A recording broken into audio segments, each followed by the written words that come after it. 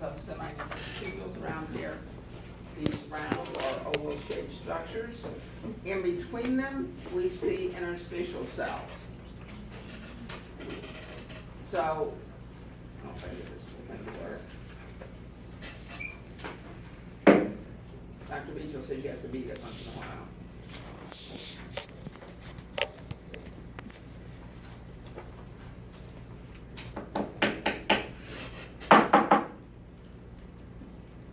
I think he's wrong.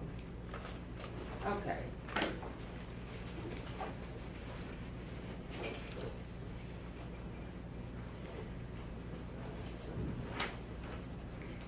So these are interstitial cells here, this filling the space, or at least in the space in between the seminiferous tubules. All of these are interstitial cells. We're interested in interstitial cells because they secrete. Now it's your turn to say something.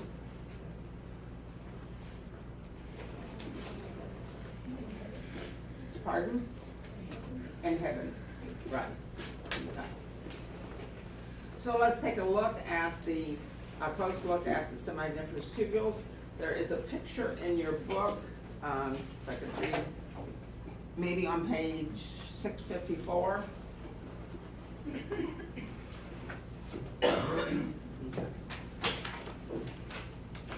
So we're going to, the outer layer, there's the outer layer of cells, which is smaller than the second layer, but the outer layer of cells is the spermatogonium. What we're seeing here is we're seeing the different stages of sperm development. And the first layer is spermatogonium.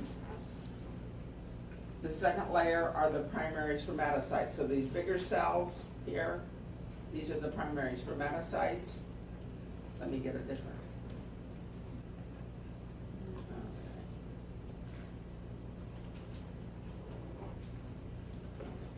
Spermatogonium on the outside, a single layer. Primary spermatocytes, the second layer. Then down here, close to the lumen, we see these cells that are still circular. These are the spermatotids, and then they move into the lumen. Into the lumen, we see their tails. Those are spermatozoa cells. So all of these here where we're seeing their tails are spermatozoa. So spermatogonium, primary spermatocyte, spermatotids, spermatozoa. Any questions about that?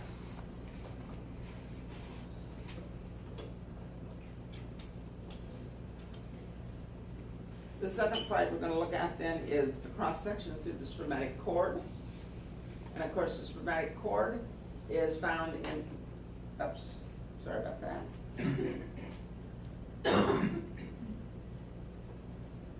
It's found in males, and it is the tube made out of connective tissue that is carrying the vas deferens, blood vessels, and nerves from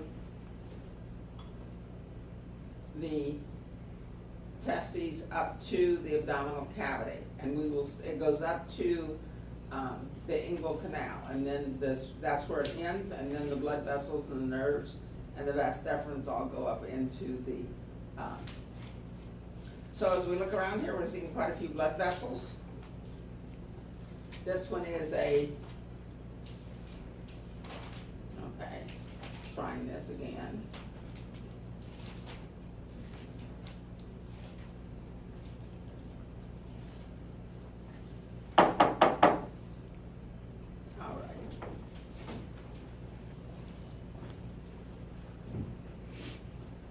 This blood vessel is what?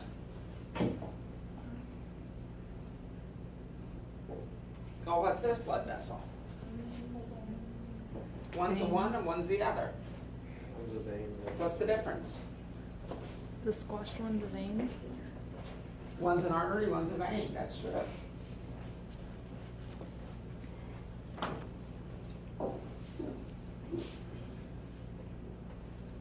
If you look around here, we should see some nerves. Should see some nerves.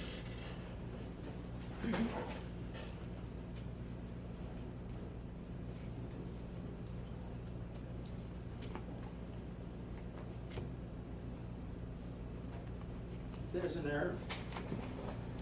There's a nerve right here. Here's another one. Here's another one.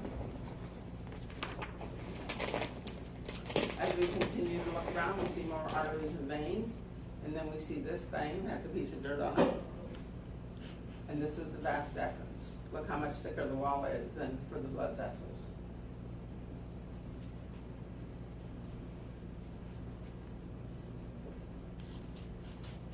There's up at the top there, kind of in the center, is another nerve.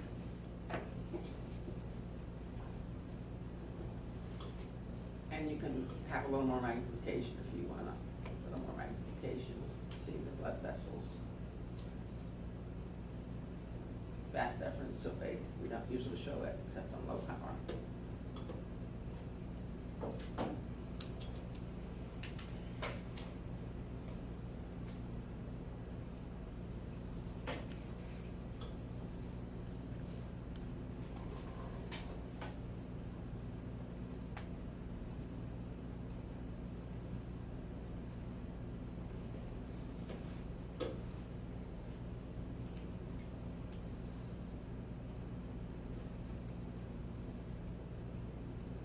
We see dirt.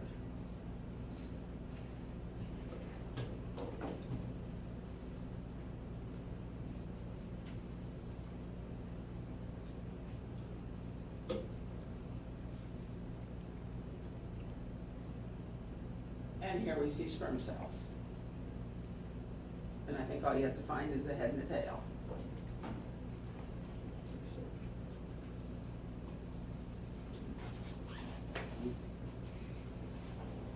Then the next thing we're going to do is take a look at the uterus.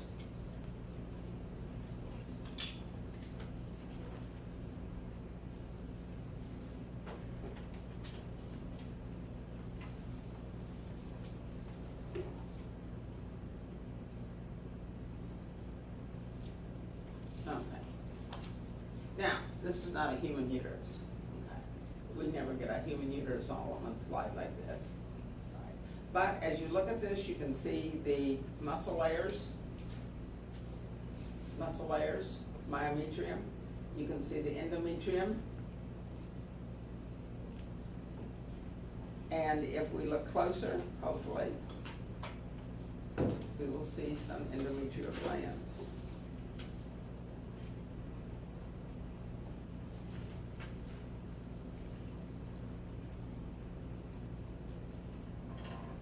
And so here are the glands, like right here, right here, right here. A lot of these glands look like the duodenal glands that we saw when we were looking at the digestive system. But look at them along the edge of the myometrium, where the myometrium is coming close, it's close to the endometrium. Okay. Any questions?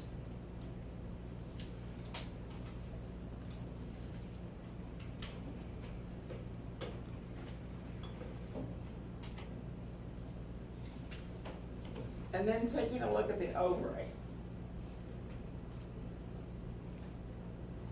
As we look at the ovary, we can see the outer area, the cortex, which is kind of purple and pink. We can see this, the gray area is the medulla. Looking around. This is probably not a human ovary because we're seeing several cells that are maturing at the same time. So these follicles, where we can, like here, and here, and here, where we can see the oocyte, we can see the fluid filling the follicle. These are vesicular or Graafian follicles. So we see here at least 3 egg cells maturing at the same time, which is not typical, fortunately, of humans. If you look towards the outside, we can see the many primary follicles. These, right in here, these are follicles that will develop another time, you know, because typically in a, one cycle, we're gonna have 4 or 5 follicles that will start to develop, but they won't get, in humans, they won't get to the Graafian follicle stage. They'll just start to develop for a couple of days, and then they'll shrink up and disappear, and then one, in humans, one egg goes on and becomes mature, and the follicle fills with fluid. Now, when people have twins, sometimes it's because they produce an egg from both ovaries. Sometimes it's because one ovary produces 2 eggs. It may be that they have twins because after ovulation and fertilization, the zygote divides, and then they get identical twins, if that's the case. But if they're fraternal, they start out with 2 eggs. So it can either be 2 eggs from one ovary, or it can be 1 egg from either ovary. And fraternal twins are just simply siblings that were born at the same time. You know, I ran into one of my former students, and she has twins, and a boy-girl. And I said to her, I said, do you have, because I have twin grandchildren, and I said to her, do you have people say interesting things to you, you know, because you have twins? And she said, oh yeah, they do. But she says, the one that really cracks me up is, are they identical? One's a boy and one's a girl. Are they identical?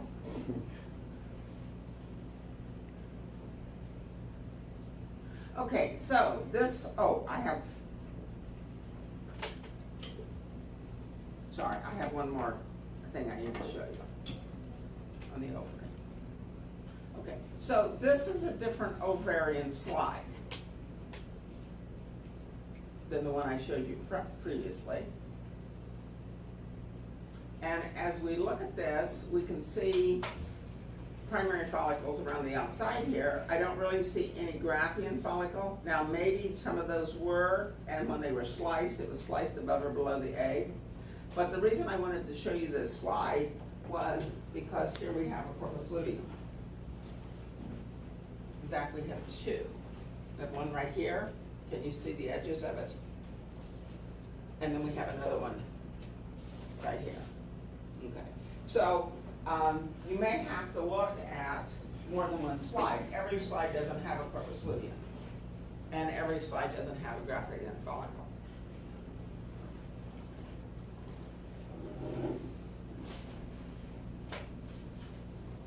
Then the last thing I want to show you is the kidney.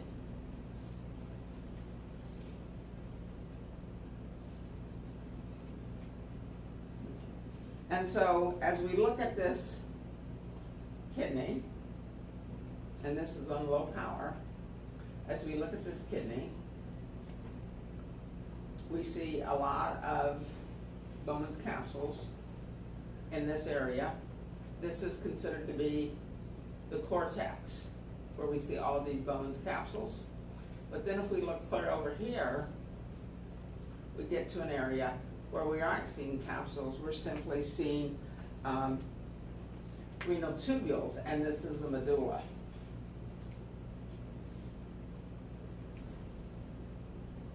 So medulla, and then we're coming back into the cortex.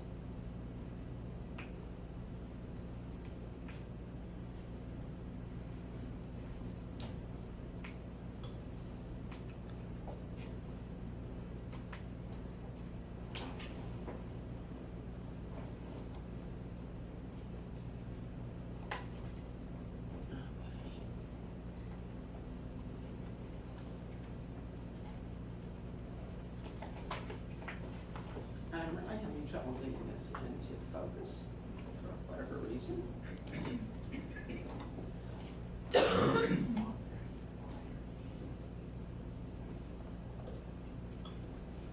Okay, but you can, I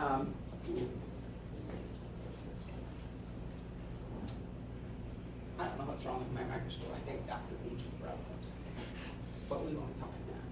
No, I don't. So this is the glomerulus right here. right here. And this is glomerular capsule or Bowman's capsule.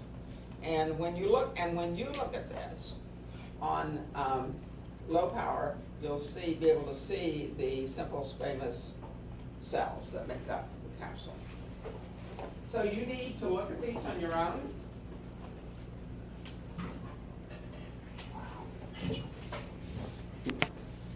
Because this is one of those things that every slide is